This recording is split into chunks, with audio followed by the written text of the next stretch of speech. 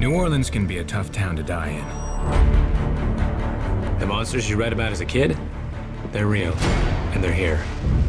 Werewolves, vampires, they're everywhere. Hiding, surviving, making sure none of us know they're here. Where else could you hide if you were a creature of the night? There was a pact among all the undead to appoint a single human as impartial inspector, an investigator. One of their own crossed the line. You call me Dylan Dog.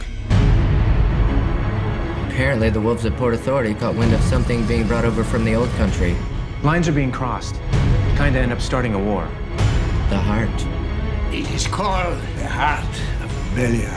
5,000 years ago, he brought darkness and death upon the whole world. Belial can be created again. When I talk about a war, it'll be here, in the streets, and it'll be bloody.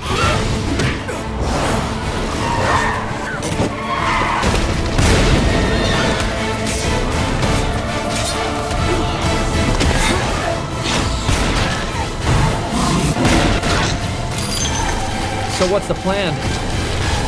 No plan. Just bigger guns.